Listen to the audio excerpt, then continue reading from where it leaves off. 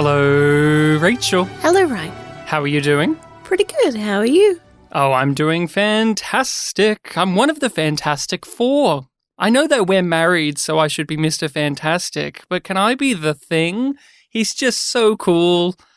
I aspire to be Michael Chiklis when I grow up. That's what I said when I was a young boy and I saw those movies. Your personality doesn't match enough. Is it weird that as children, us as preteens to teens, we were forced to consume a lot of Michael Chiklis content with the Fantastic Fours and the Shield? Is it weird that those things were in tandem with one another as well, considering how drastically different in tone they are? I didn't engage with either of those things. But the first Fantastic Four had the guy who played Cole in Charmed as Doctor Doom.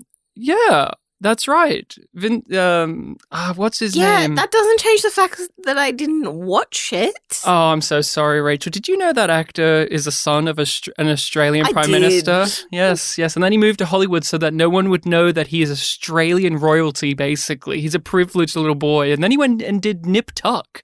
But enough about TV history. Whoa, actually, no, more about TV, because we're here to talk about some television, some sci-fi TV, and we are the YumYumPodcast because we watched a science fiction show one time. Oh, what a science and a piece of fiction it was. Star Trek Discovery had the line, yum, yum in it. And would you say it inspired us, Rachel? It inspired you. And you. You keep saying yum, yum off the mic. Rachel objected to the name at first, but now she's embraced it. She had to marinate in it for a little while for it to really go into the pores. But we are rewatching and reviewing episodes of science fiction television. Today, we are going over an episode of Babylon 5. Yes, Babylon 5, the series from the 90s that has a large cast of characters, an ongoing storyline continuity. We're in season 4. We're getting to the back half of it. And I thought we should bring on some guests, some people we haven't had since the simpler times of season 1, where the simple days where Londo and Linnea could go on a boys' night out to the strip club. Oh, those days are gone now in B5. Now we're in the time where everyone's really upset with each other and willing to betray one another at a drop of a hat. Londo's still going to the strip club, though. No, I think he's too sad to be going to the strip club. He drinks alone at the bar, weeping about the war crimes he's done. But we are joined by our friends from the Popped podcast. Hello, Daniel and Tanya. How are you guys doing? Hello. Doing great. Hello, guys. It's good to hear you again. It's good to have you both on. So, what has been happening? It's been a while since we've talked to you on the podcast. We have actually joined you on your show. We went on to discuss Office Space, the Mike Judge film, with Gary Cole, the lead star of Crusade. But what else has been happening over your podcast? Oh, gosh. Well, we just finished season 2 not too long ago. We took a break. Now we are beginning season 3. We actually just wrapped our first 2 episodes yesterday. So be looking out for those soon because they're on the way. We also have a Patreon page set up as well, so people can seek us out there too. Oh, that's But we're happy to be back at it and happy to be back on the show. You guys are just amazing, so we're happy to take part again. So what stuff have you guys been talking about on the pod, or you will be in the near future? What's on the table? Oh my goodness, lots of good stuff. So we just finished Blade Runner, the original, kind of encompassing all the variations of the original film. Next we are doing Aliens. We also have Idiocracy in there. The Expanse we're tackling. Old school Robotech. Robotech. Oh my gosh. Now do I just tech had a wars massive brain after fart. it. Oh my goodness. But yeah, we're doing a lot of great stuff this season. There's like a massive list. Oh, Lost Boys. Oh. We're also doing Archive 81. So there's a little bit in there for everybody. There's a little bit in sure. there for everyone. Yeah, you've got a wide spread of things. Some of the stuff we've been covering as well on the main feed or on our Patreon. We've been going through the Alien movie franchise recently. The other day, sweet. Rachel, we sat down and watched Prometheus. You for the first time, me for the second time, the first time since it came out for me. But yeah, the Alien movie franchise has been a roller coaster ride, and we on our Patreon are discussing The Expanse. We're watching it for the first ever time. We're going through it for the first ever time. Rachel and I have been not experienced with The Expanse. I didn't even know about the books until a while in. So I've been completely... I forgot that Jared Harris was in that show. It's been a very fun experience for us. And people, make sure to check out Popped. They've got so much stuff happening. You've got a YouTube page. You've got interviews with many different people, including some from Babylon 5. So yeah, you guys have been really great. I've been enjoying listening to the podcast after stumbling across you guys talking about stuff on the Babylon 5 Facebook group, where I got into a very heated conversation with many people about Believers, in which many people said, Believers is an episode not worth talking about. Fun fact, it's the episode where I've had the most engagement from people in terms of conversation, so I guess there's plenty to talk about. And they come to me when their prayers aren't enough. Well, if I have to take the responsibility, then I claim the authority too. I did good. And we both know it, and no one is going to take that away. Daniel, can I call you Danny, by any chance? No. Okay, Danielle, could you please tell me what episode of B5 we'll be discussing today? That was slick. I liked that there. It's the exercise of vital powers. All right. Well, the DVD's description is interesting because it's really brief. I was kind of shocked when I looked at it, but here it is. We're going to change the world, Mr. Garibaldi. But is the ex-security chief willing to betray Sheridan to bring about that change? Franklin learns why Sheridan wants to revive the cryo-sleeping telepaths. Now, Rachel, we have a very important thing to bestow upon everyone. We have to decide who in this episode had YYE, Yum Yum Energy. If JMS wasn't a coward, he would have allowed someone in this episode to have licked their lips and say yum yum in a sexy voice. Now, in your opinion, as an expert, as a YYEE, a Yum Yum Energy expert, who do you think could have said it? Who do you think had it? It's hard because Jakar's not here. I know, I weep. Zach is here though, but he's not given a lot of YYE. He's busy just doing his job and arranging for plot convenience. Hey, leader! You and I, we should talk in the med bay, which is usual for both of us. We usually both hang out in this location. Yeah. Totally normal. I was looking for you. You were looking for me. We found each other in med bay. Yeah. I think I'm going to go with Edgar's. Edgar's brave choice. Now, Tanya, what do you think? Who do you think could have walked into this episode? The people that were here could have licked their lips sexily and said yum yum. Just off the cuff, who do you think it could have been? I have got to go with Wade, especially in the subway car in the beginning. He really kind of oozes a bit of that YYE, as you call it. Mm-hmm. No, as the dictionary calls it. It's in there, in the Oxford Dictionary. I agree. Tanya is a woman after my own heart because I'm a Wade fan as well when it comes to this selection. The way he talks, that actor really is embodying this chaotic energy, but it's also so dignified and refined. When he leaned over and had that big speech about how this is all metaphors, oh, my lord, I was sweating with Yum Yum Energy.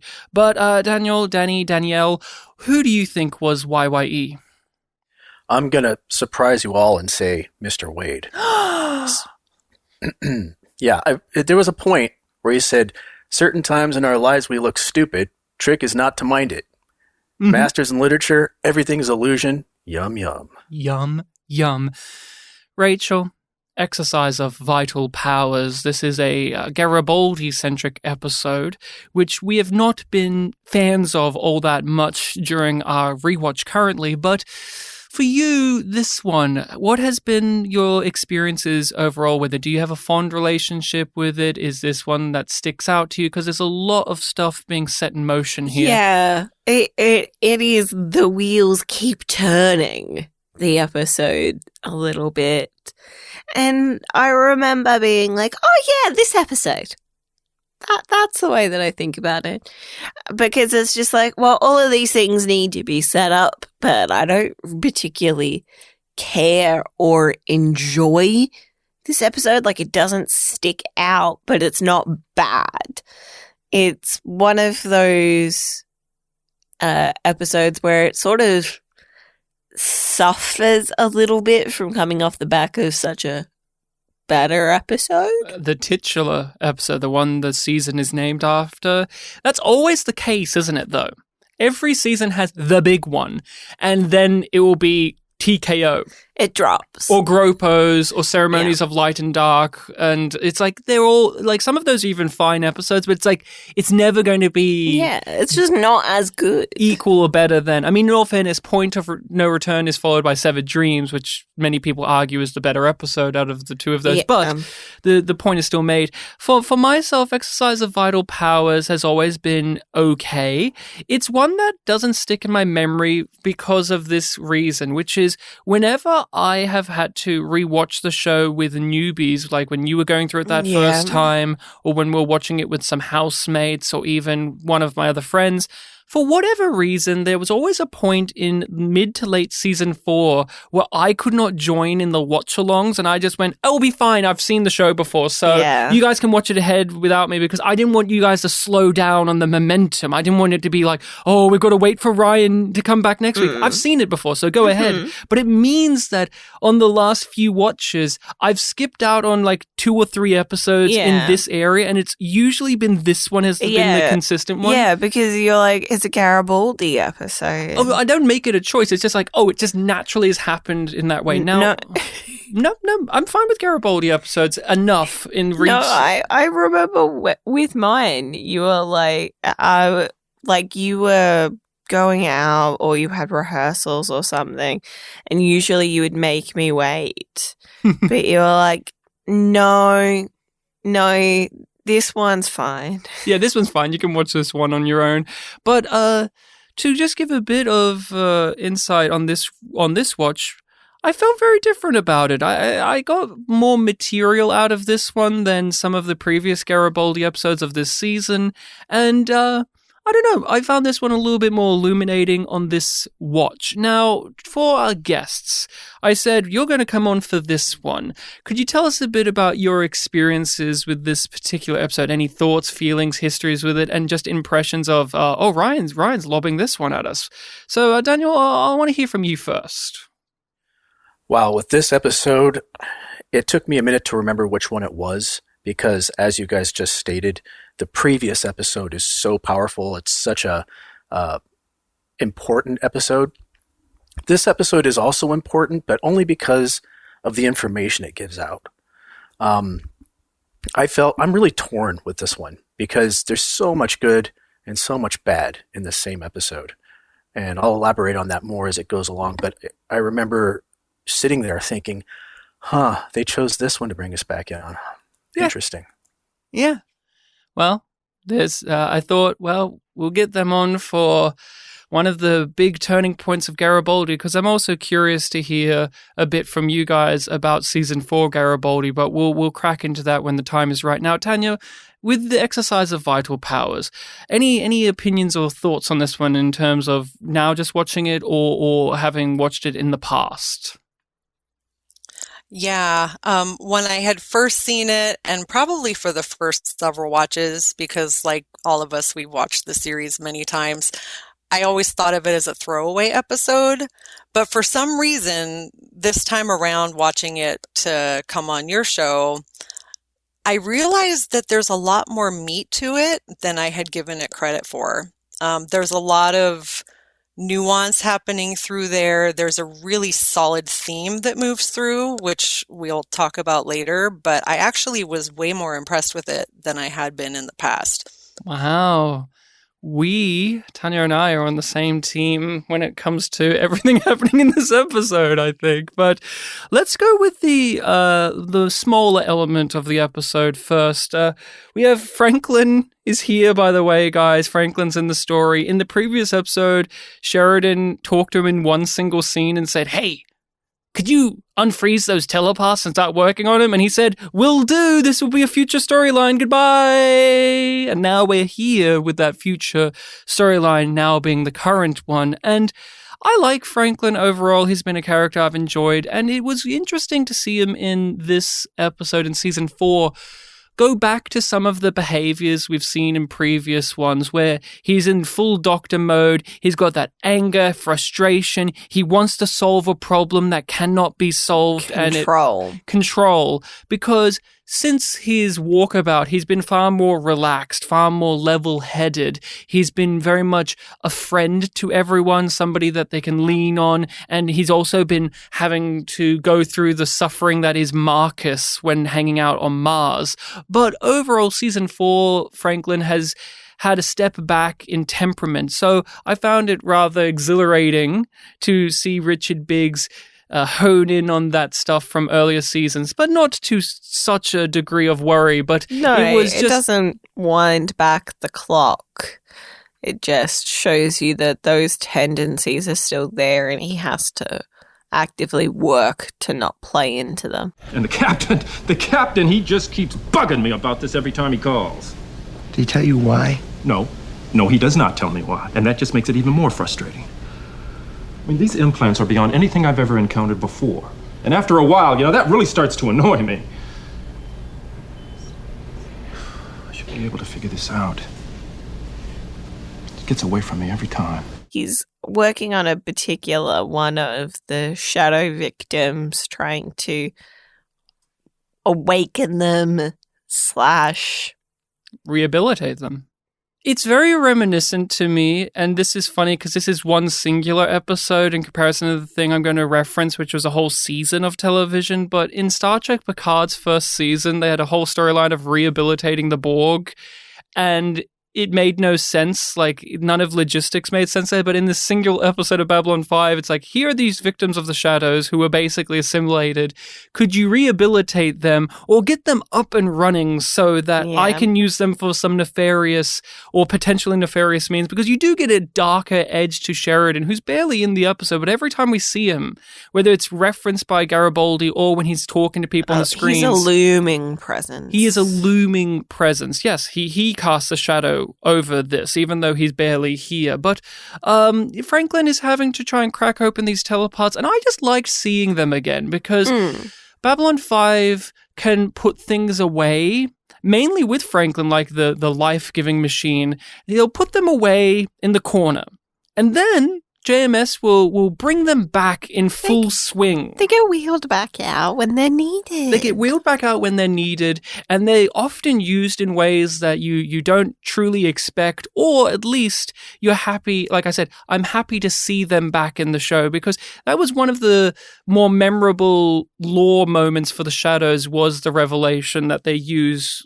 like people to drive their ships and that they had this cargo of telepaths. Now, Tanya, for you, what do you think about the Franklin side of this? It's the B story to a big Garibaldi episode, but it is persistent throughout it. Any thoughts on it? Yes. I actually liked the Franklin in this episode. It was nice to see him be a little bit more free with his emotions after everything he had gone through, and without needing to bottle things up, he kind of felt free enough to express that and be vulnerable with how he was actually feeling. So that was, I think, a very big step for him.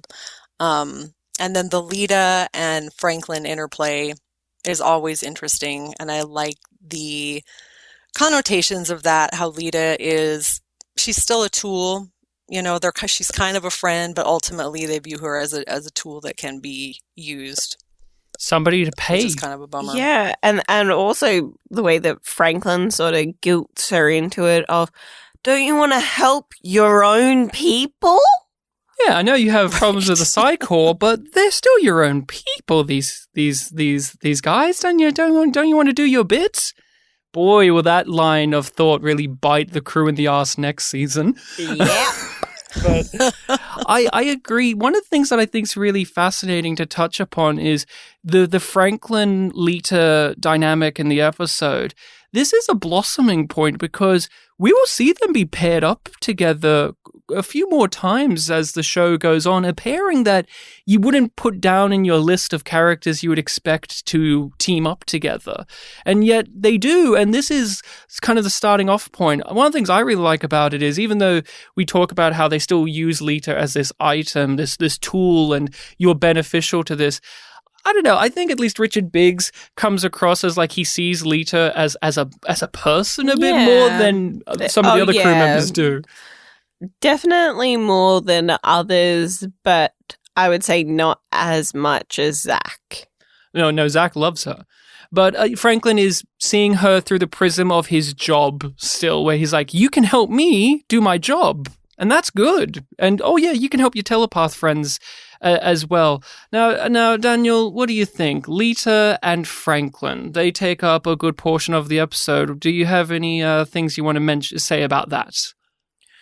Yeah, I've always felt that Franklin was the first one to recognize people, and it's one of the charming character traits that he has is he does acknowledge people. He does seem to be the one that will go out of his way and not be prejudiced. But I did have a problem with Franklin in this episode, especially after he figured out what Sheridan was doing, and he went right to Lita and basically said, well, he's not the same person. You know, the Sheridan I knew wouldn't have told me that. I don't know the exact wording there.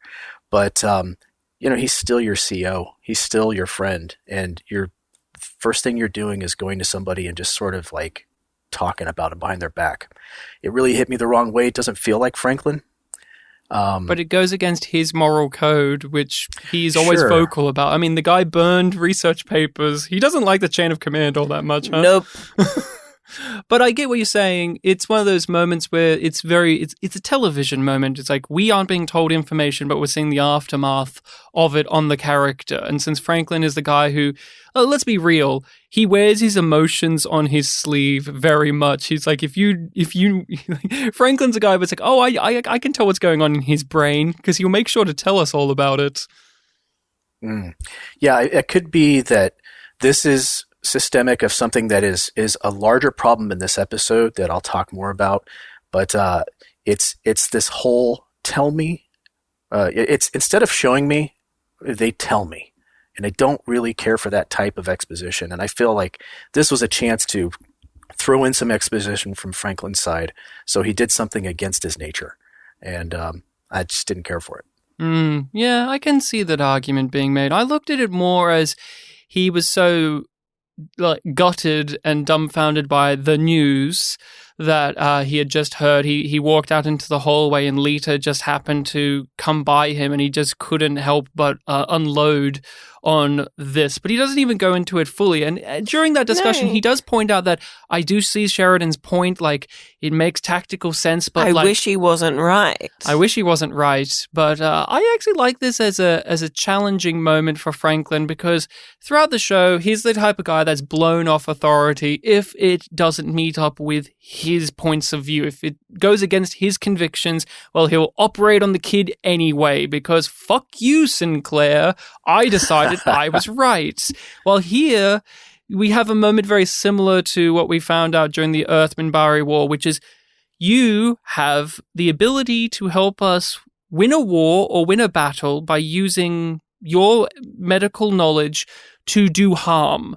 And in the war against the Minbari, he stood by his convictions so strongly and said, no, I'm not going to do that. I'll burn my notes. While here we're seeing him have to step forward and say, okay, this is a circumstance where I may actually have to go against that previous mindset and do something as a doctor that I find reprehensible for a potential greater good. And so I agree with you, though. This episode does have a lot of telling us information, telling us stuff.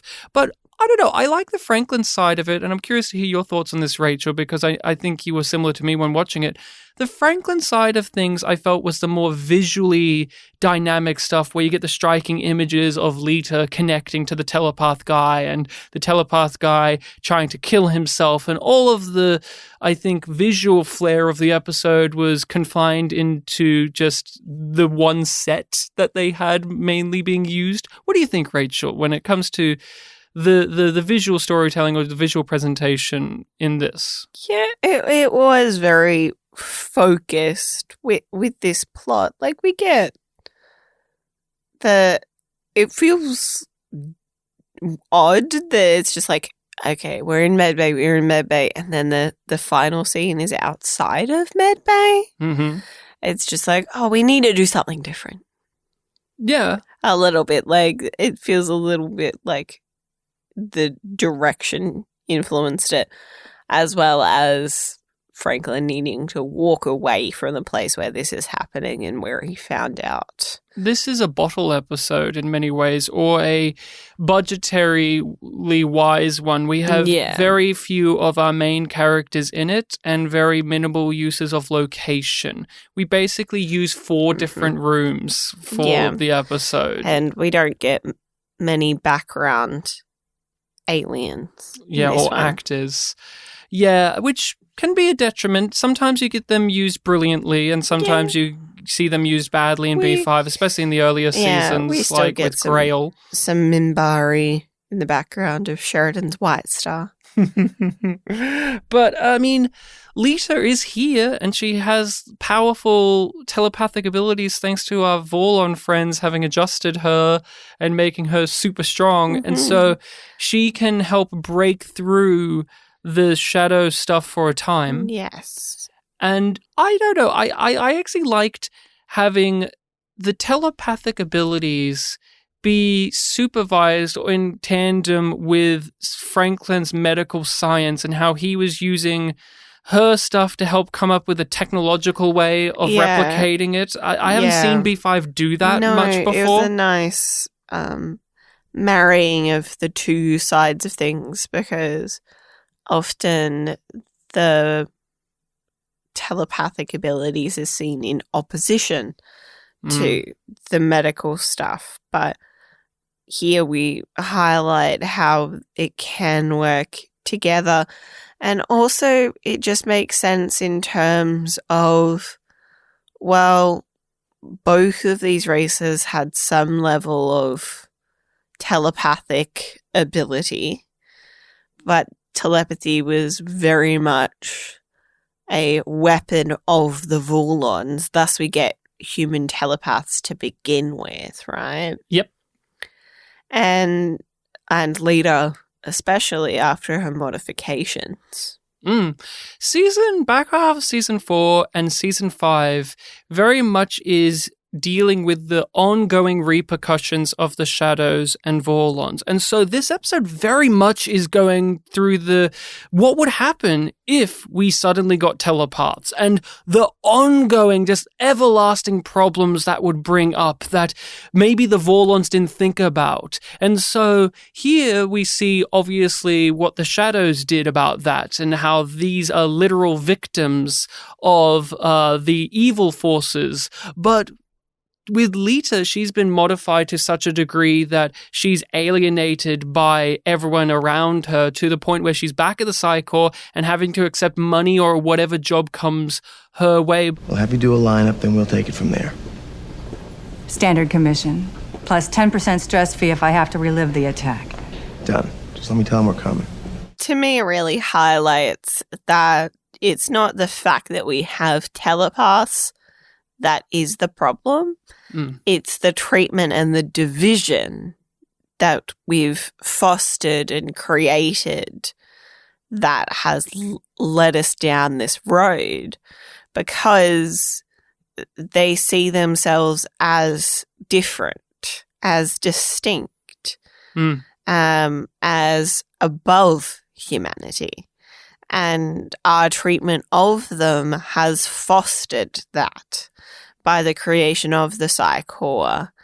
And you understand all of those decisions that led up to this point, but it's laid the groundwork for what we know is going to come.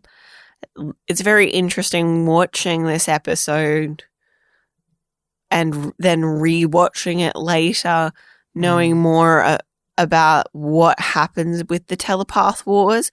We don't know as much as other people because we don't engage with the books, really. No, but Tanya, what do you think about just Lita Alexander and the telepaths and just how it all is woven into this episode? Because both the A and B plot are very much dealing with telepaths, which have been obviously one of the mainstays of the B5 storyline. Indeed, yeah. And I think that Edgar's mistrust and, dare I say, hatred of telepaths stems more from the fact that he loves power. He had even said something, I don't remember the exact line, but no smart man would ever walk away from power. He's a behind the scenes guy, so he does everything in secret.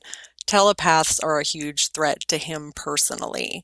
So I think that for him is the reason why he feels the need to get rid of them. I don't know if telepaths in general would see themselves as being above like normal humans. I think that the Psy-Corps facilitates that especially feeling cops like among Bester. normal people. Yeah, exactly. So it's the people who are in charge of the telepaths, but not necessarily the bulk of the telepaths. So I think that there's this Ivanova's big mum would distinction there. never have thought that, would never have said that. Or Jeffrey Combs in season 1 Yeah. was another No, example. it's Yeah. very, very much the inner circle of the cycle that believe that fundamentally they're above humanity. But I think that there is a division still of, you're a teep. Mm-hmm. Well, that's the thing. There's supremacists and eugenics freaks within many different divisions in this show. The Shadows also had Justin and Morden who thought they were superior because they teamed up with these alien gods. And you have Bester in the Psy-Corps, and you have Clark who also thinks he's great and superior. Like, you have all of these people who think that, and Edgar's as well. He's the richest guy and he keeps anonymity. More money than God. And he's come up with this solution with the telepath problem that will put him on top, not only power-wise, but financially as well, because he's a capitalist scumbag. It's also reinforcing that for somebody to have power, somebody has to not have power. The telepath stuff has always fascinated me. There's a couple of things. You have a perspective of people who are afraid of having their secrets revealed, who look at telepaths as the enemy immediately just because they're capable of doing things that they'll never be capable of. Then you have the telepaths. And as Tanya pointed out, the majority of them are probably more victims than they are instigators. It's the leadership that tends to use them on both sides. You've got even the hero of the show is using the telepaths. Mm-hmm. It's really disconcerting, especially from, say, like Lita's point of view. But one of the great things about this episode to me was an idea that was probably at that time period remarkably ahead of its time. And I find that was the moment when Edgar is talking about a war of information, a war of secrets, a war of intimidation.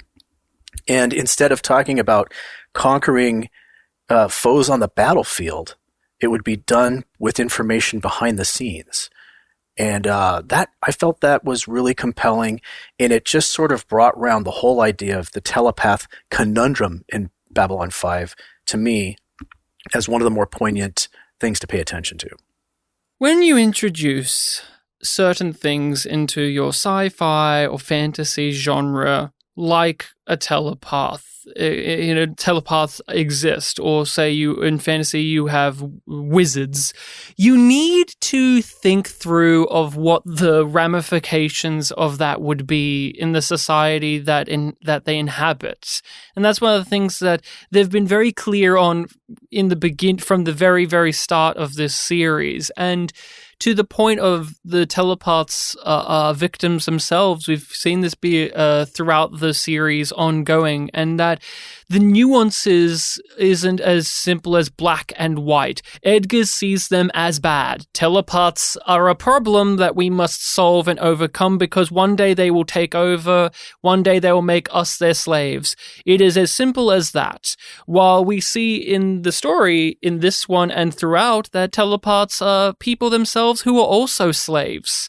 They're slaves to the Psychor. They're slaves to Earth. They're literally being used as operating systems for ships. Like, they are inhuman to most people. They are just lesser than. You have in the very first episode of the show where Talia Winters doesn't even know if she's a victim or not. She doesn't feel like she's one, and then Ivanova points out that that's troublesome. Like, I don't know if that's a good thing or a bad thing. And look how it went for Talia Winters. And so through the episode, you're right, they're touching upon some really profound ideas about the war of information, and that has aged really well as we've gone into where we are now with the internet and technology. But this is a show where it's using the sci-fi-ness of having telepaths, people that can read your minds, and using that idea in a way that we see very prevalent nowadays, but with technology. I think that's one of the brilliant things about the telepaths. I must admit, I've always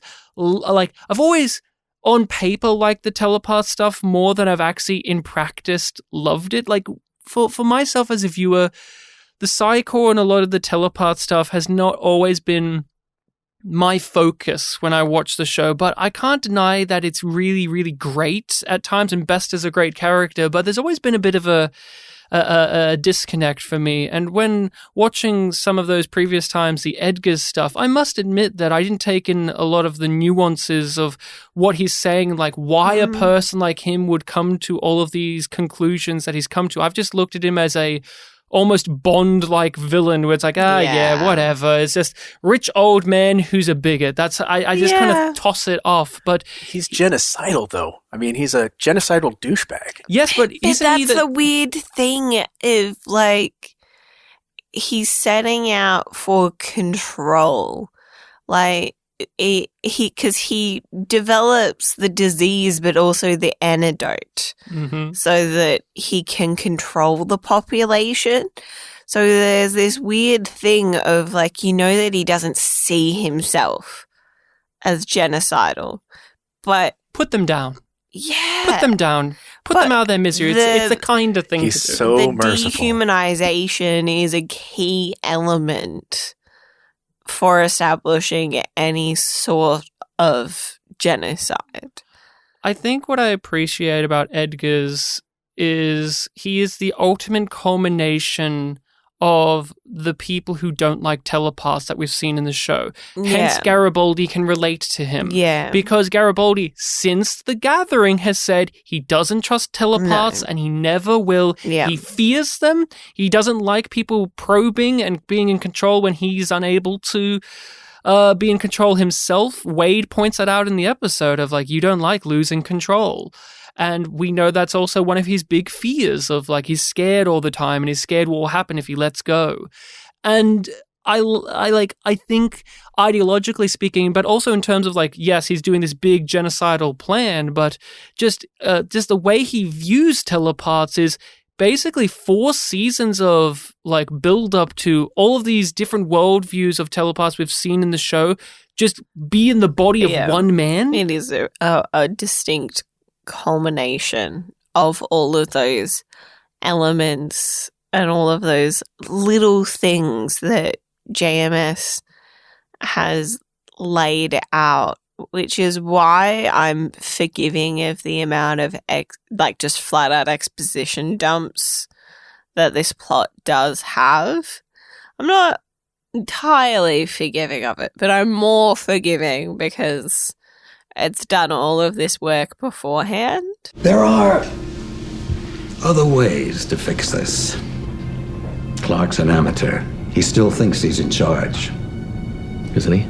The mega corporations have been running things for years. We just don't show ourselves much. People wouldn't understand. So we let them think they still have a voice. What I found interesting is just really how he described himself, and really without shame. He is that sort of theoretical businessman who is the cabal in the background, who is running the show of everything, and even politics, even the government. And he even says at one point, well, we just don't tell the people that because they won't understand. So we let them pretend that we let them feel like they have a voice. that's really who he is. He likes the power, and that is all he cares about. And so, and as I mentioned before, that's, I think, where his hatred of telepaths comes from. More than anything else, it's just a threat to his control and his power. It's fascinating how we see humans and the telepaths, how both sides worry about who will become the most evolutionary superior out of the two of them, and that humans know that they will lose because they don't have these mind powers, they don't have these abilities. And they're just so worried about it. They're just so worried about them being the evolutionary superior. And yet we, the audience, know, funnily enough, that telepaths only exist because they were manufactured. Again, to go back to how much autonomy telepaths have, they only are here because an alien superpower, a big cabal like Edgar's, but of the universe, the Vorlons who thought of themselves as the ones who should know everything and be in charge of everything and pull the strings from behind, and everyone will be okay with it because if we appear to them as angels, they'll understand. We don't need to explain ourselves. It's about creating order from the chaos, which... Such a great connection. I love that. Right? Yeah. Because telepaths, they shouldn't exist in the world of humanity and the other planets at large, but they are here. It's odd because it's unclear to me at what stage would humanity have gotten telepaths if the Vorlons hadn't interceded, right? Because there is this idea, like when we see the flash forwards, that it's like just if a species survives long enough, they'll develop these abilities. It's just Shadows didn't. Did they? Shadows had to get Psy-Corps to give them telepaths so that they can block out Vorlons. That's why you have the B-plot in this episode. Like, some don't. Like, is this a natural thing that happens in the world, or is this something that you get to a level of science and you manufacture it? Don't know, but we live in the aftermath of these people in the background dictating how things should be. Yeah. And so we see on Earth that is happening as well, with Clark's rise to power and how these megacorps underestimated him and waited too long to stop everything from going where it is, and now they have to work again. Isn't this a phrase you've heard far too often in history, especially in recent times? We can fix the problem from within. We can fix the system from inside the system, is what Edgar's is proposing. Oh, we need to capture Sheridan now so that Clark is distracted in the moment. But we can't do this by military force. No. We can't do it that way. We have to do it in the espionage way, the backroom dealings, because that's the way that I work, and the way that I work is the right way to do things. Edgar's has been this presence in season 4 that has been slowly bubbling, but we haven't seen him till now. So there's been a great amount of build-up to him. Will it all pay off? Now, for myself, I'm happy with the type of freak he is, because we've had several episodes with lackluster Garibaldi plots all dictating on it will all be worth it when you get to meet Edgar's, and he'll give us all of the answers and he'll give us all of the reasonings as to why things have been going on the way they are. And it is a very risky gamble to do that, because if you fail, then that means many episodes have failed.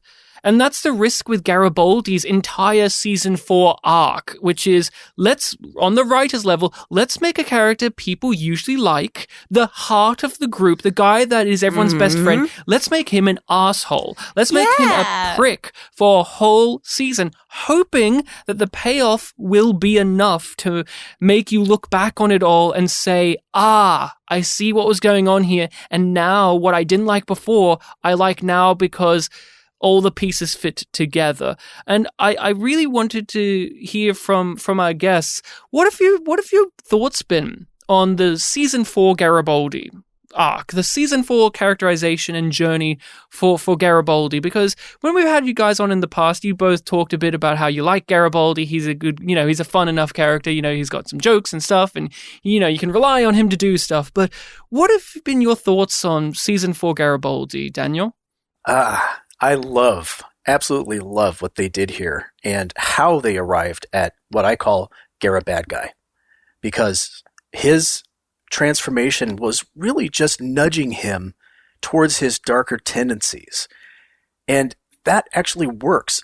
Instead of saying, oh, suddenly this guy's bad, all we did was heighten the things about him that made him a good security officer, made him a good cop, right? We just pushed him a little further, and he suddenly became really paranoid, like more paranoid than normal. He started to question things, question the leadership, question this and that. And you can see from his point of view why what he believes is in line with who he always was. It's just amplified. And to me, that's a great way to create an antagonist from a protagonist. I really enjoy how they just brought this character about. It's hard to watch because if you do like Garibaldi from the first season onwards, you hate seeing somebody slide into this. But I'll juxtapose it with something like, let's look at the Battlestar Galactica that just recently came out, right? Well, I guess not that recently, but the characters flipped sides so often without any real reason that it was difficult to keep up with, well, whose side are they on today? You can say his name, Boltar. You can say Boltar. Yeah. And it's just stuff like the Stargate universe did that as well. And I just can't follow shows like that. Give me a justification for why this character suddenly has turned on everybody. And they did that with such perfection in this season. I absolutely love Gara Bad Guy. Gara Bad Guy. I love that. This season for Garibaldi was really heartbreaking to watch.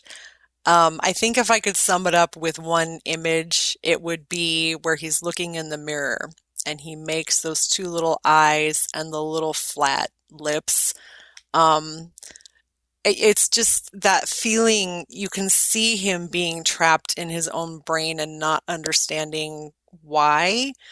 And they did a great job of mirroring it in this episode. There were a lot of things that sort of threw back to earlier times leading up to the climax that we are approaching.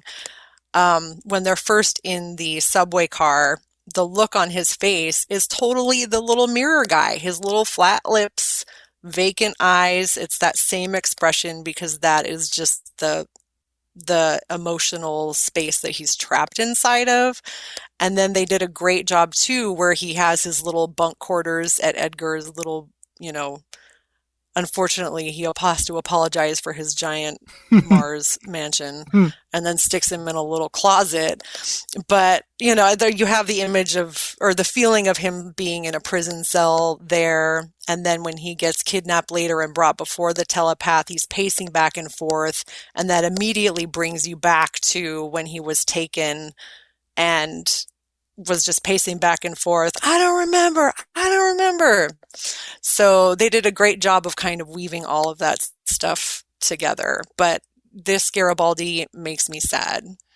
It makes me sad because I know what's coming. I totally am on the same wavelength as you with this. One of the images I think of with Garibaldi a lot is him sitting on that bed as we pan out, and it's an aerial shot, and it's so small, and he just seems so isolated. And when you know what's going on with him, this is almost a visual representation of him being trapped in his own mind, basically. And the episode plays with you. It plays with you, and you don't know things until later on. So there's many lines about how Garibaldi is out of his mind, and you don't like losing control, and so many insights that hit differently when you're rewatching it, knowing that he is out of his mind. Like, he can't control himself. He is these negative parts of his personality, or these parts that can be, when turned up a bit, can really be harmful, but he can't do anything about it. He's not in control. The security chief likes to be in control, but he's thrown that role away, and now he's going wherever the wind may take him, and he's unhappy about it, but also he can't do anything. And the thing that's really, what I think is really brilliant, is Jerry Doyle's performance, but also some of the writing. You get enough in every episode, enough of the little bits of Garibaldi you know and like to make it even more difficult. Because if he was just, like in some of those other shows that Daniel referenced, if he just went full bad guy mode, if he just flipped a switch, it would be very different. And as an audience member, I can find it easier to disconnect from having cared about them. Like, when this character goes into bad guy mode, I can go, okay, they're bad guy mode, but then Garibaldi in this episode will be told not to touch anything, and then he'll be touching everything, saying touch, touch, touch, touch, touch, touch. And it's like, oh, season 1 Garibaldi, there he is. Like, Mr. Wizard. Like, remember Mr. Wizard, where he pressed all the buttons of the thing? He's like, I can do the computer stuff, and then he made the door slide open and closed over and over again. It's like, oh, the funny stuff. And so you have that, and that's why season 4 Garibaldi, I think, is probably one of the best versions of making one of your lovable protagonists into an antagonist, somebody who is a Judas figure for sure. And it actually is good, not only because the payoff is what Bester does, but it is, you can see for the most part that this is a weird evolution, but one that you can track of the character we know. So when he's here talking about how he doesn't want Sheridan to take power, but also, here's the thing, he's a hypocrite. Like, he's a fucking hypocrite. There's this point where it's like, oh, I don't like the idea of fighting against our own people. It's like, dude, do you remember when you broke away from the station and literally, like, went knuckle to knuckle with other Earth Force soldiers? Like, do you not remember that? No, because you're twisting the narrative into what you need it to be, which we see many people, these kind of paranoid people like Edgar's, they twist it and rewrite it and change things to be palatable to whatever they need it to be. So, we let Clark rise to power because we were slow on the ball on that one, not because he probably benefited corporations for a little while and then they lost track of it.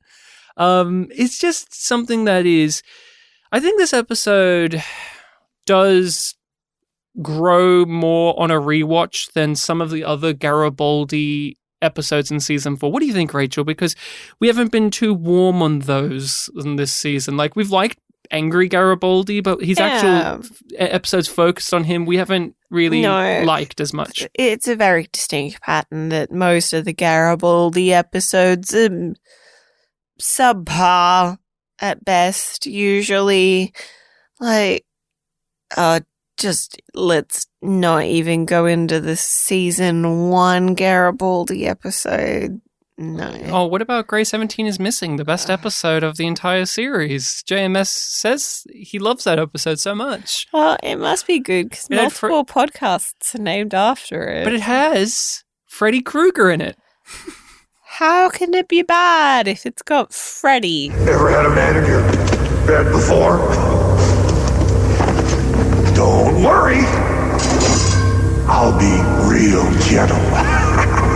Am I too mean about Lise being one of the worst characters in Babylon 5? Is she good? Is she a good character? Any thoughts on Lise? Because she's been here since season 1, and I don't know anything about her. Her monologue in this is pretty good. She gets stuff in this episode. I will congratulate JMS on writing her. Like, when she said, I'm getting too old for I don't know. That's finally some Lise material, but... That's a good line. What do you guys think about Lise, Hampton, Franz, Edgar's, Garibaldi, blah, blah, blah, blah, blah, blah, blah. She's a character that's in all 5 seasons of the show, but in very small ways, but she's very pivotal to Garibaldi as a character. What are your takes on her overall? Because she's here. She's here. I like her, and I like the actress. I don't feel like she detracts from the show that much, but in this episode, she just annoyed me. So they made her codependent for one thing, which was really bad. If you want this character to be important, don't make her codependent. She can't do, she's working a waitress job, right? But she needs Garibaldi to come back there. Well, he's got an important job on an important station. Why don't you go to him? It just didn't make any sense to me. Why does he have to drop everything he's doing? So instead, she marries some dude who's 100 years older than her and has stability. It's just pretty fucking shallow, in my opinion.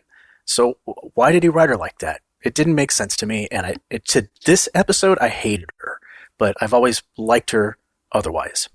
Well, isn't she got a point, though, which is, how is a person like her on Mars, which was the first place to get martial law and get bombed by Earth, how is she supposed to just go to Garibaldi?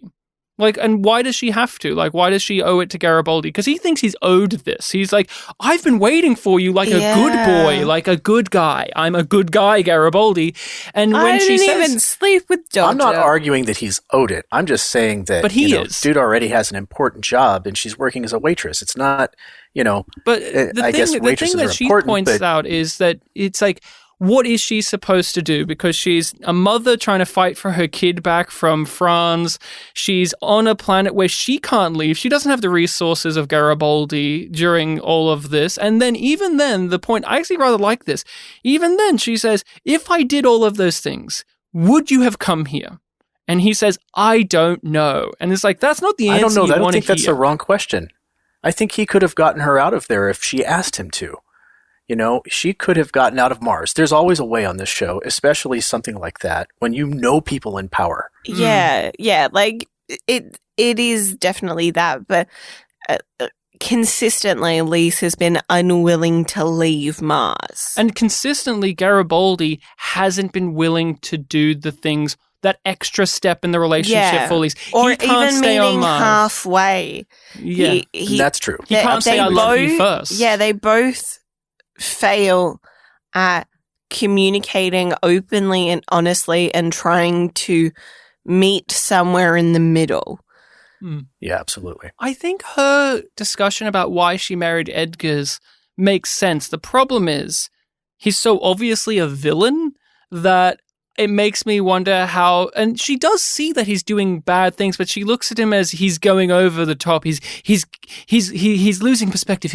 I don't know what he's into, but I'm scared. He's moving too fast. That's the part of Lise that I don't care for, but I actually really liked the confrontation between her and Garibaldi, because I can see what you're saying about him as well, Daniel, but at the same time, I know, knowing their history with each other with Lise, it's like, you know what, Garibaldi, why should I drop everything at the drop of the hat, even if I'm getting bombed to hell for you? Like, I always have to do that, and I'm sick of doing that, and I told you last time I was sick of it, and so you left. You left with a guy that you met twice before, Sinclair, and you left me behind, so...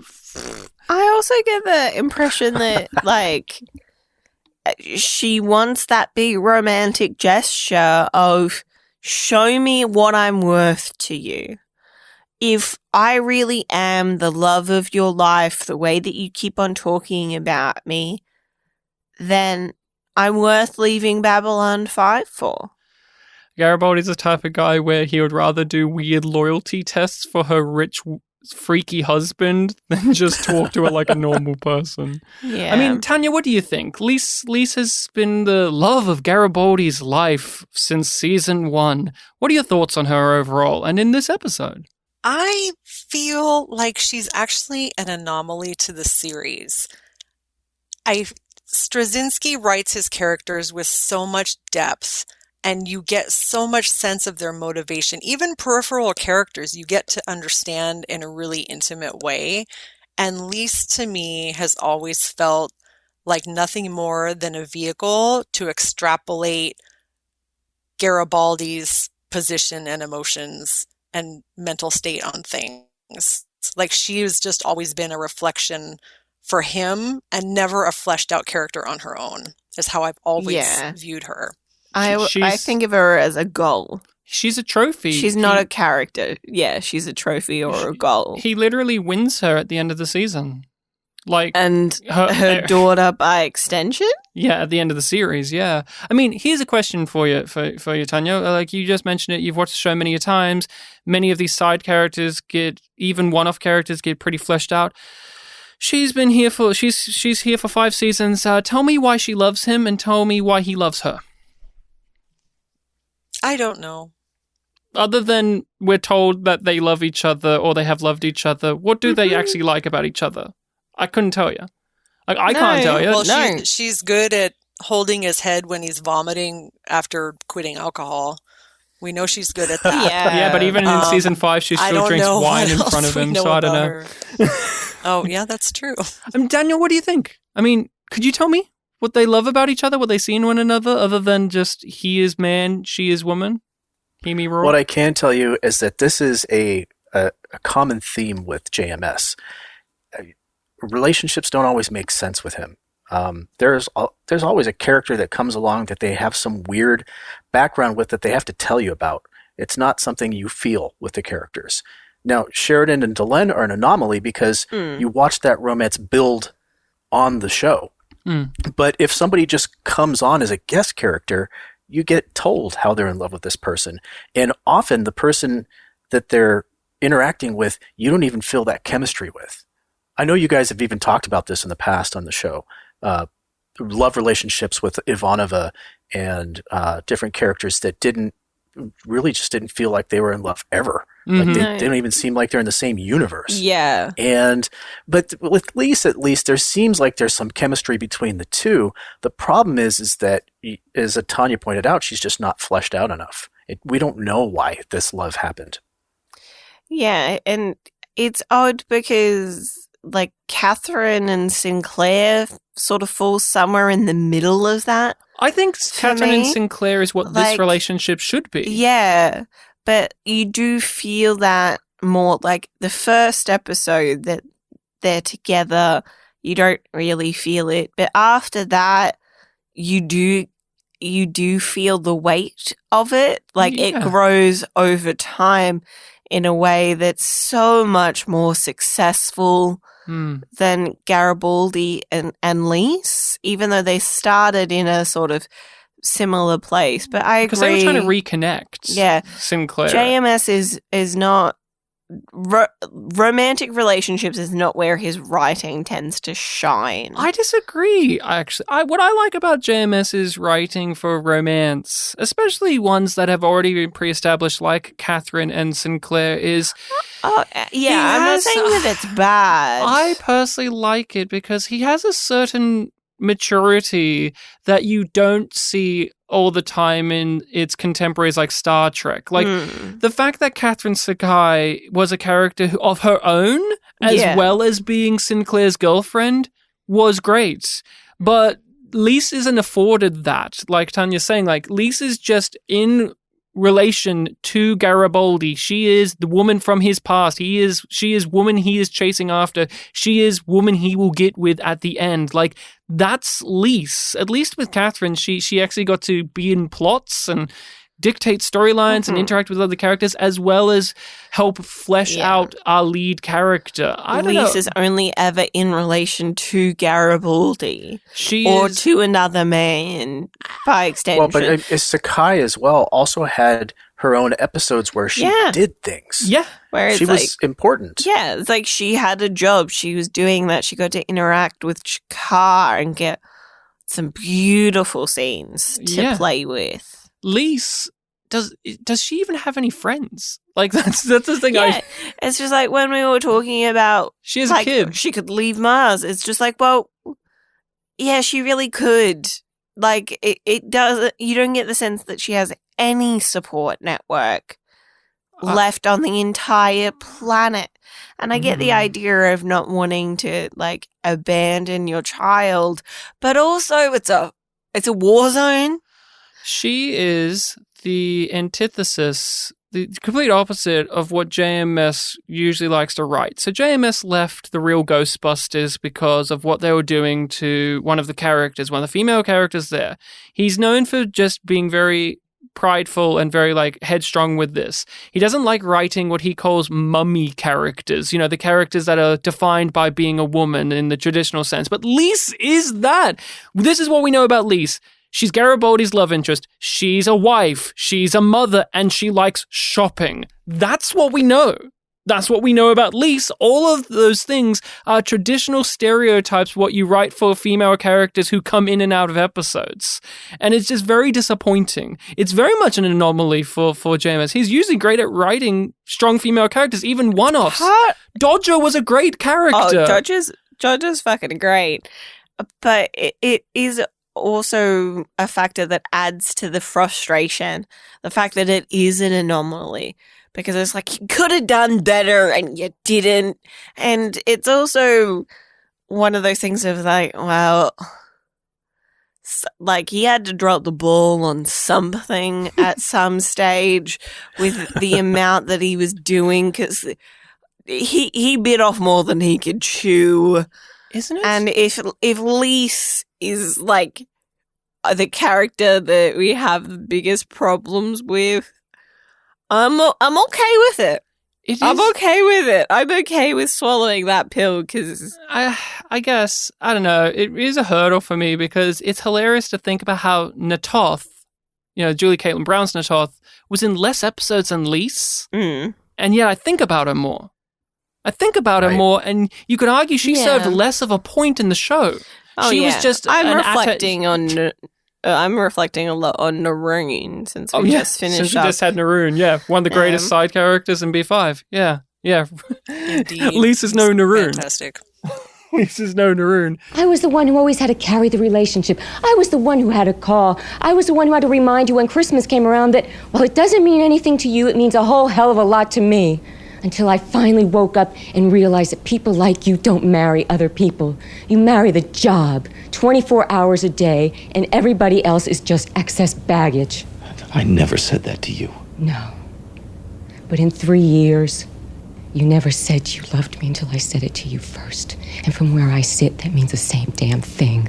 Garibaldi is being pressured with these loyalty tests and these interrogations and these conversations back and forth. It's a lot of philosophical musings, and this is where I do have some issues with the episode, which is JMS, as well as many writers, how to say it, get very wanky, and they do that thing where it's like, now let's talk about Greek philosophy and title drop the episode and blah de blah.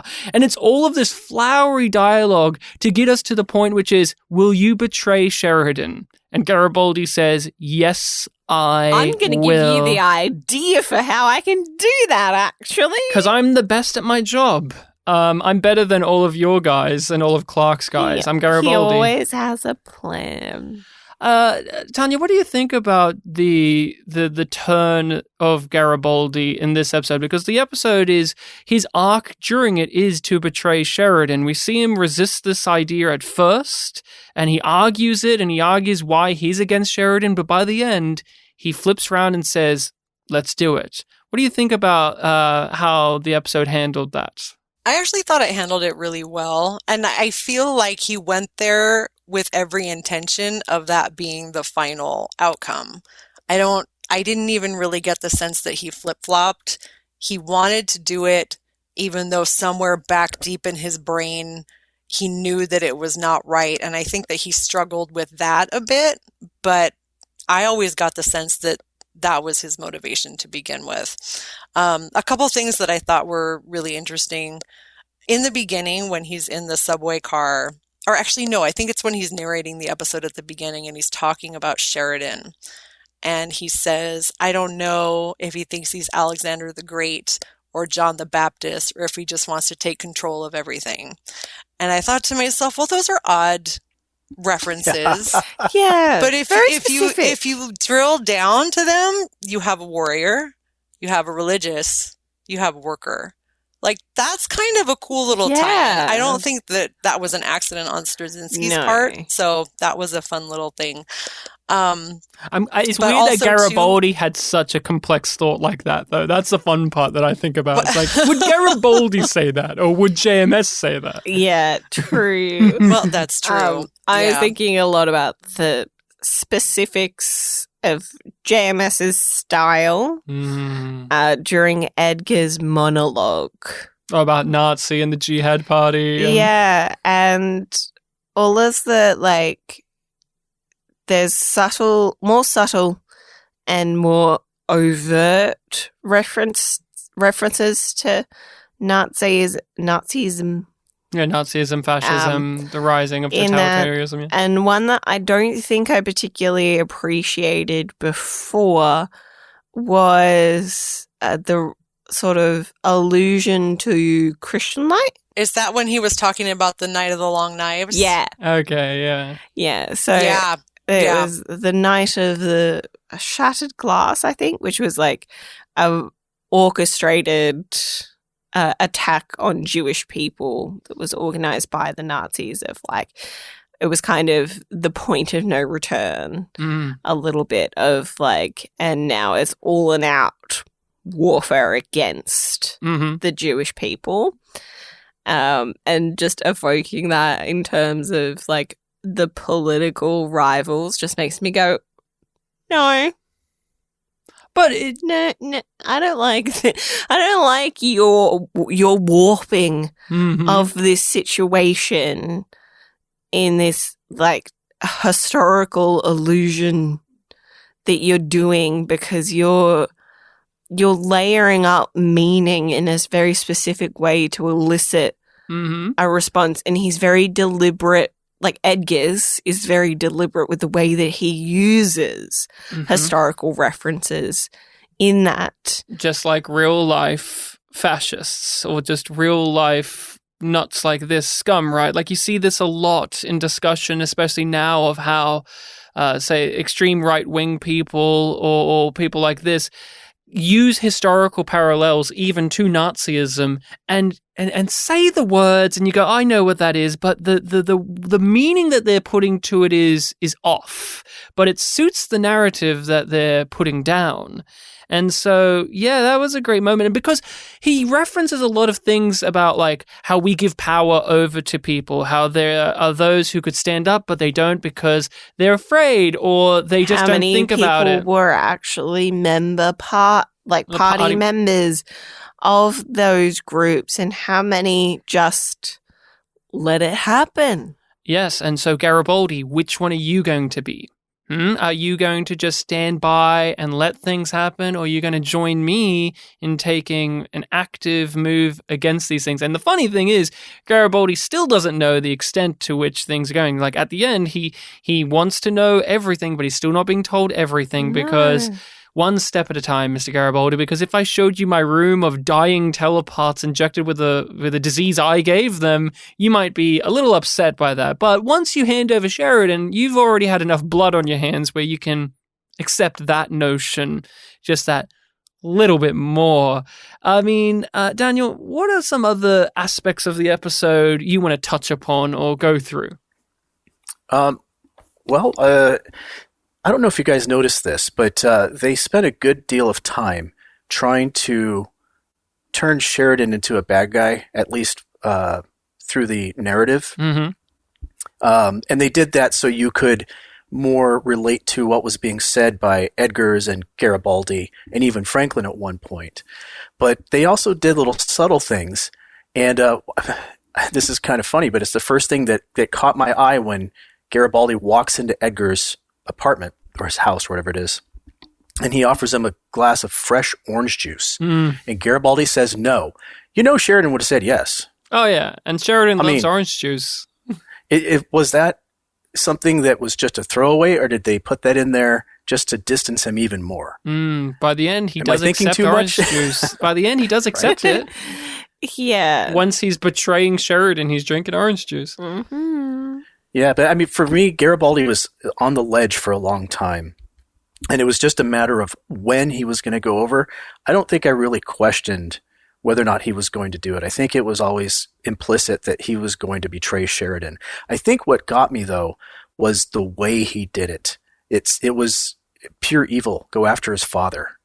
And that really hit me as so against Garibaldi. It is something that he might think of, but actually executing it felt really, really wrong.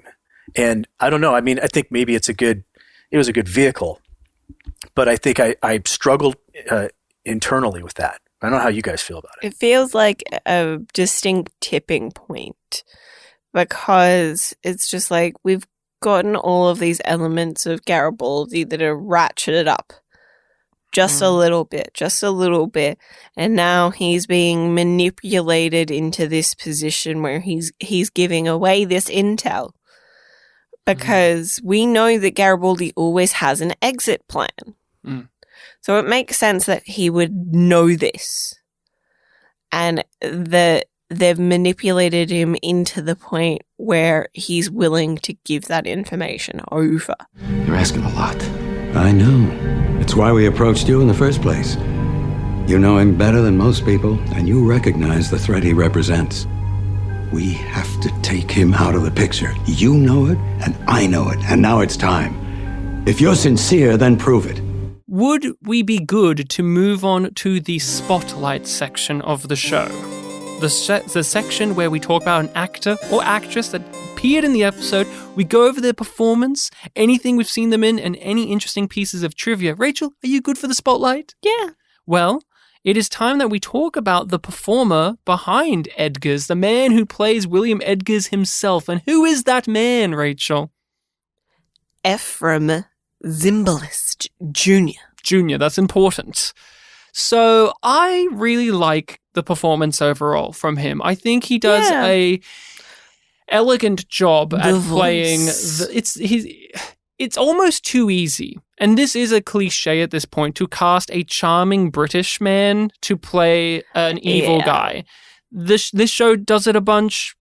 Old shows do it a bunch. If you get a guy with a charming enough gentlemanly voice, it's all there on its own merits. But I think the writing's good. And I like how he straddles the line of feigning to pretend to be like a normal person, like with mentioning about how sorry for how small my house is, oh Mars, and then just going full, I'm just a capitalist mode, of course I'm running the world with my profit shares and all of that. Garibaldi, are you a fucking idiot? Of course I am. I don't actually really care about the orange juice, but I'm expected to have some eccentricities, so yeah, I do get it imported. Or him patting that telepath on the face, comforting them as he's killing them, and then his method is put them down like they're animals, and he says it with such a dignified manner of speaking, like this is the right thing. Like the actor very much embodies. Like, I have more humanity than you, Wade. We can afford it. This actor embodies the I'm doing the right thing with that mixture of he's a hypocrite and he's a piece of shit at the same time.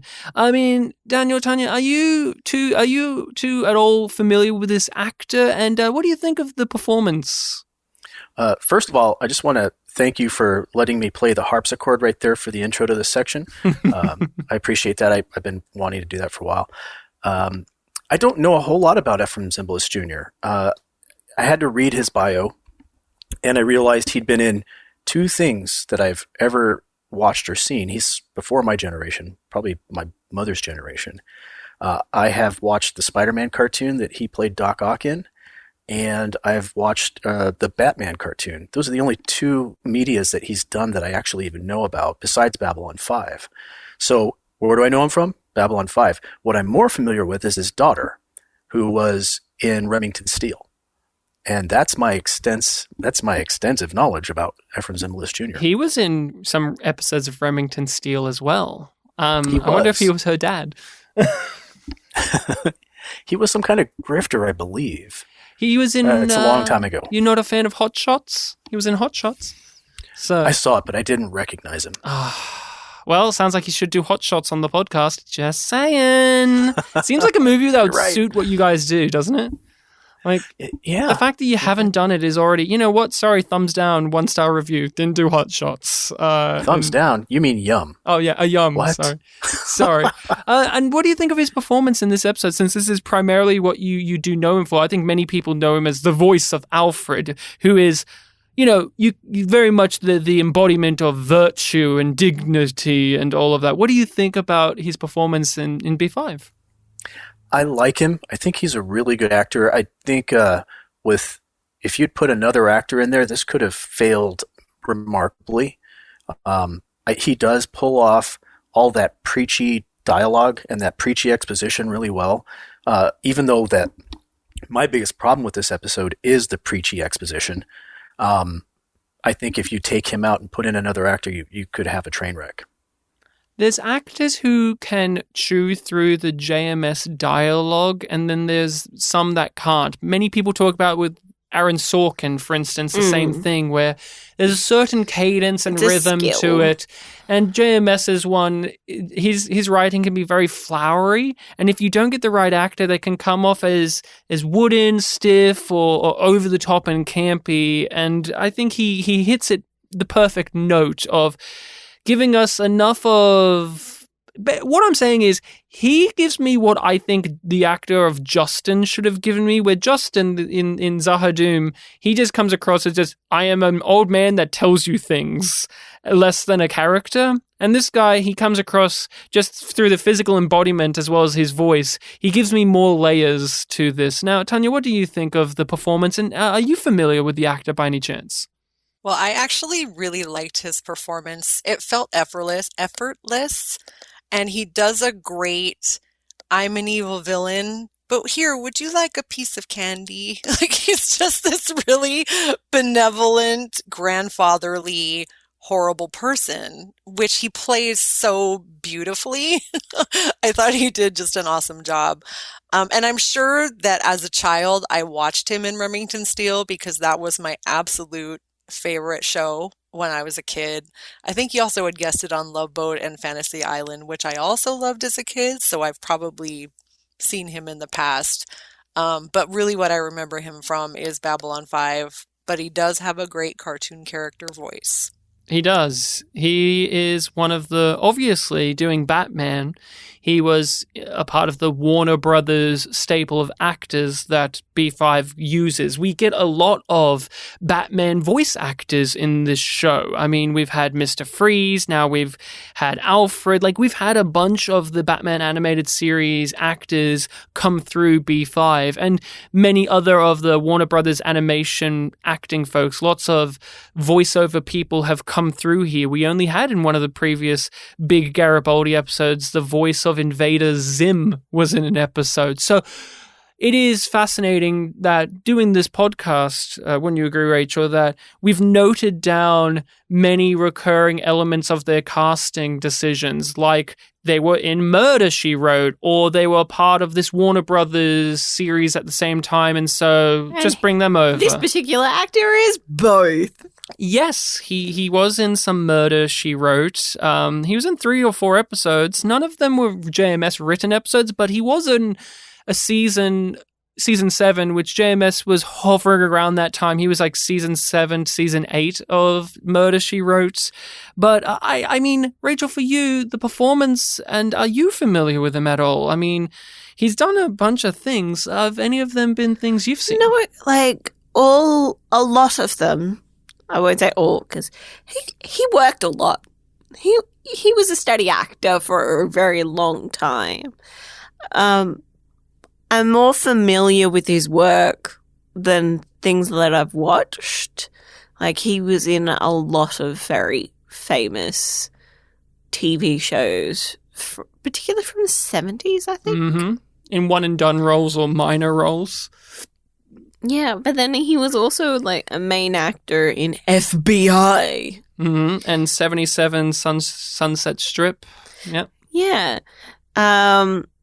So I haven't seen him in a lot, but I can recognize that he has a very illustrious career. It really does go all over the place. In the back half, he fell into voice acting because he does have such a rich voice. Yeah. And once you get into, I mean, the Batman animated series really locked in a lot of actors into voice acting, such as Mark Hamill, for instance. Obviously, the one example that everyone can point to, where basically his career as a voice actor is where most of his good stuff is at.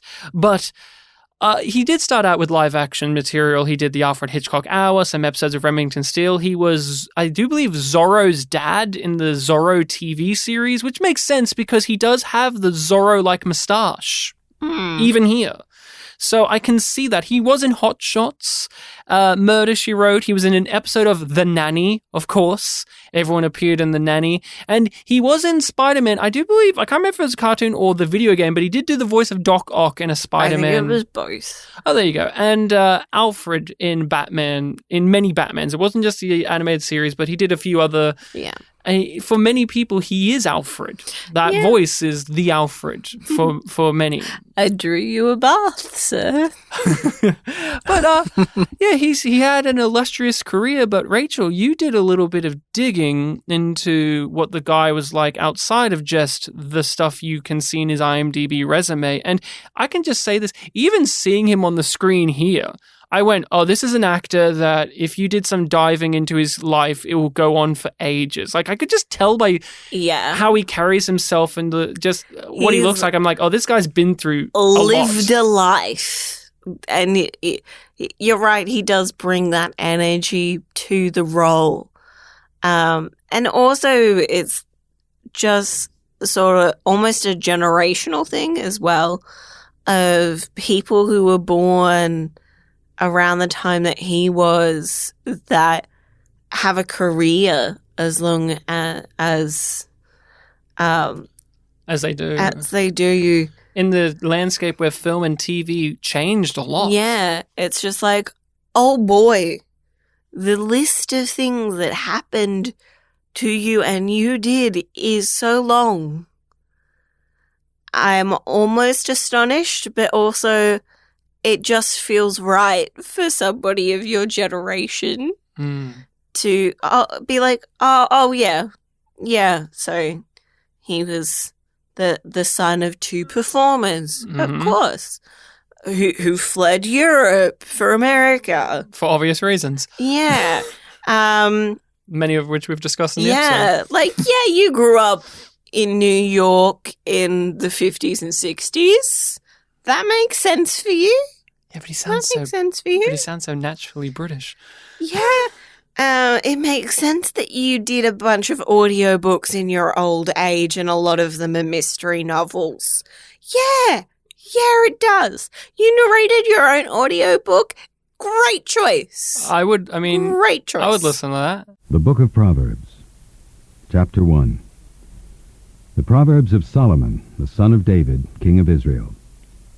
To know wisdom and instruction, to perceive the words of understanding, to receive the instruction of wisdom, justice, and judgment, and equity, to give subtlety to the simple, to the young man knowledge and discretion. A wise man will hear and will increase learning, and a man of understanding shall attain unto wise counsels. You mentioned it, his parents were entertainers, his mother was an opera singer, if I'm not mistaken, and he helped her with that, helped bring opera to Broadway. Which is a crazy statement just to casually drop, by the way. Like, that's a lot. That's impressive in itself. We briefly mentioned that he did serve in World War II. Yes, obviously. Yeah, he was in World War II. He got the Purple Heart. After being wounded. He was also friends with influential people. You don't say. Yeah. One that I found particularly interesting. Mm-hmm. Who do you think he was friends with, Ryan? I don't know. Who? You're looking shifty about it. Who was it? I already said Hitchcock was someone in his resume. Uh-huh. It's a show that I mentioned, though. Oh, no. That gives the link. No, what? Do our guests know? No. What have you got? Was it the FBI show, whatever? Yeah. Oh, yeah. So, who would he have been personal friends with? Or somebody head of the FBI? Is that Hoover? Yep. Hoover. He was because FBI wanted to get it right. and he became really close personal friends with J. Edgar Hoover, apparently. So and the FBI got it right. Stab in the dark. Yeah. Stab in the dark. She said FBI. That's all I could think of. An honorary FBI agent. Well, was, because he passed away in 2014. That's interesting. I wonder if the FBI got it so correct that, he wore women's clothing underneath, just like J. Edgar. I mean, that's interesting because he's a guy that's been around the block for a while and has done a lot of things. A family of entertainers. Daniel brought it up. Even the children have gone on to do music stuff as well. Because did he sing? I don't know. I didn't look that far into it. Just I thought he was doesn't more play the harpsichord. Him and the guy who played Ducat can put some German techno because music. So he acted for a solid amount of time. Did the classic thing of got married, had a kid or a couple of kids, but then his wife passed away of cancer. So then he stepped back, retired a bit from acting, and was working in I think it was like a collective or something like that that his parents were a part of, and then he stepped more into music because he has a passion sort of for it. and it also allowed him time to grieve for his wife and spend time with his family, I think, which was really sweet in a way of no, I'm gonna take time away. And he passed away in 2014. He was quite up there in age, and natural causes. 95, yeah. Okay, but reading about, it's kind of okay. So I'm going to ask our two guests this. Oh, okay. Okay. If you had to die, guys, what would be your choice? No. When somebody says dies of natural causes, where's the place that you think that they died? In the car, driving. It was very unfortunate for the others. Like terrible. My grandfather in his sleep, not screaming and yelling and burning like the passengers in his car. Yeah. There you go. Tanya? Yeah. We all would hope that it's at home. Yeah. That would be the ideal. Hospital, not so great. Home would be amazing. Not on the toilet. Okay. When somebody says dies of natural causes, I think of passing away in your sleep. Mm-hmm. But no, apparently that's not it's not a Venn diagram that's actually a circle. It didn't happen to him. No. He did die at home, though. Yeah, he did. He was out watering plants. And then just dropped dead. Yeah. And the gardener found him. That would probably be the way that my pop would have liked to have gone. He was very much in the garden all the time. Yeah. But no, he went in the lounge room. They just found him and he'd fallen over. Yeah. Well, And and I'm like, what? It's also Seems the pretty most natural. It's almost like the image of what you would imagine to happen to such a sweet, kind, elderly man, of just walking through the garden, watering it, and then passing away. Like, yeah, but it seems too jarring. No. For somebody to die of natural causes while standing upright. It doesn't make sense in my head. Okay, a sniper got him, Rachel. Does that make you better? With what he did to all those telepaths, he deserved that. Oh, man. Oh. Well, also, he was 95. Yeah. I mean, I would imagine that, being 95 and being able to die in your garden, that's kind of awesome. Yeah. That's what I'm saying. That's actually a decent life goal. It is a spectacular way to go out. It just really, it just goes against assumptions that I have in my head of what it means when somebody dies of natural causes. Did you know, just because I made that car joke before and Tanya said that was awful, did you know Dick Van Dyke is still driving and he's in his mid to late 90s? Isn't that funny to think about? Because he accidentally crashed into something recently and someone said they should take his license away. He's amazing at British accents. Fuck off. Hello, governor. Hello, governor. He says he's as good as Captain Jack in Babylon 5. The guy with the keep running. I think he was supposed to be a British Captain Jack. He wasn't. Surely, I don't know where he was from.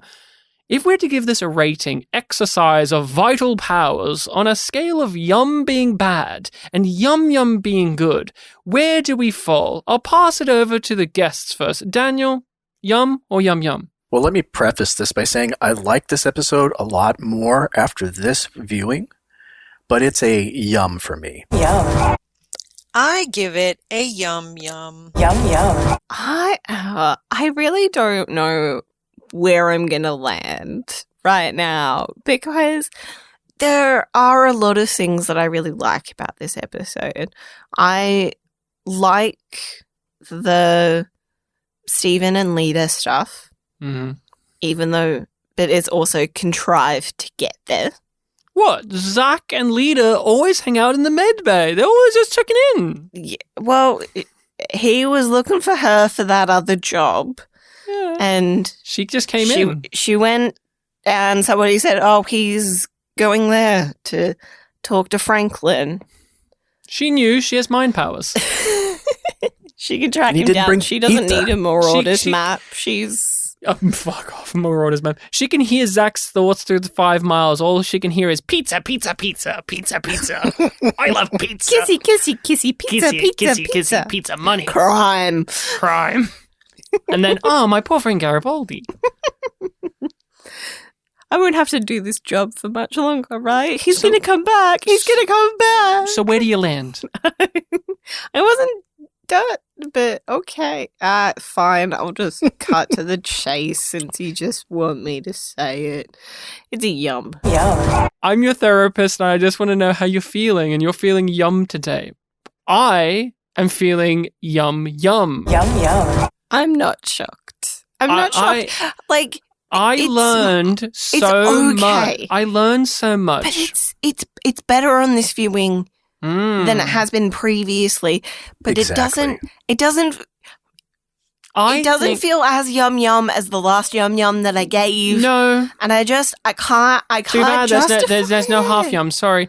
I give it a Yum Yum. I mean, this is one of the better season 4 Garibaldi episodes. I do think this one really evolves and changes when you are looking at it again, knowing how all of the pieces go together. And I learned that Mars was named after the god of war. Oh, fuck off. And that's very important. Fuck right off with that. I learned something today. Thanks, JMS. You taught me. And he needed to grab the crayons out for that one, Daniel, because I didn't know that until... Its appearance in the sky was it's a premonition.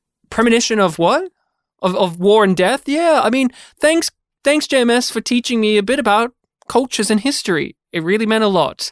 Now, I need to know, I'm dying to know what we will be talking about and watching next time on Babylon 5. On the next Babylon 5. Next episode is episode 17 of season 4, The Face of the Enemy.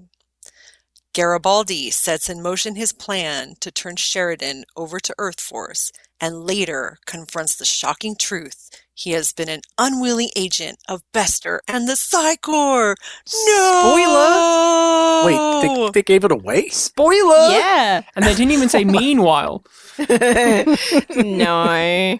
We get a lot of action Bester's in behind the this? tubes in these episodes. I mean, the DVD's a spoiler in general. I mean, have you ever, when you grabbed the DVDs and opened it and said, oh, there's Sinclair, I guess he came back in season 3. Like, they give stuff away. Yeah. You know, it happens. I think of 30 Rock DVDs where it just openly assumes in the way that they describe it that you're rewatching the show. So it's just like, you know, buy this without watching it first. What are you talking about? Of course you know what happens this season. It's this one with these things in it. You remember. And that is it. Thank you both so much for coming back on and joining us. It's been a while, but I'm glad that we got you on for another fun romp on Babylon 5, where we were barely on the station this time. We were on Mars. Did you know Mars was named after the god of war?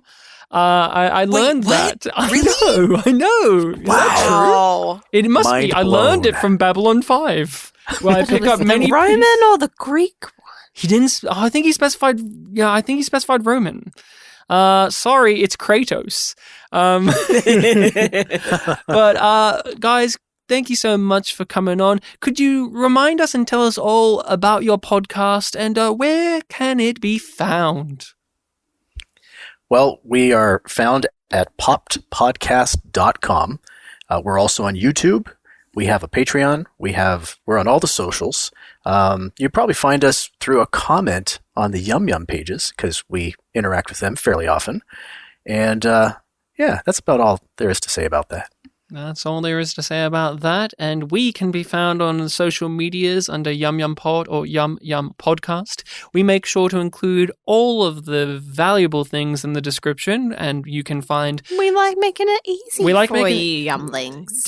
Yes, Mr. Police, we gave you all the clues, and the clues are in the description, even including the popped information. We need to do an Our Thoughts episode on the snowman. No, we don't. The Michael Fassbender film Snowman? Yes, we do. Oh, no. We own that movie on DVD. Well, you can head over to our Patreon and maybe you'll hear us talk about the snowman as well as many other things. Star Trek movies, episodes of The Expanse. We're watching through them for the first time, as well as a group Discord that you get to be a part of when you join our Patreon.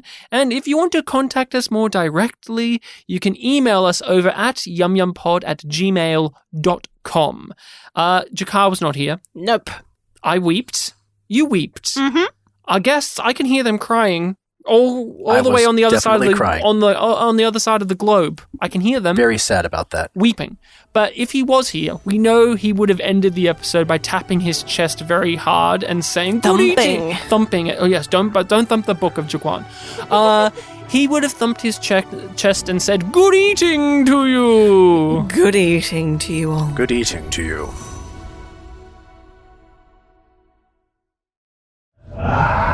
Mr. Cannonball,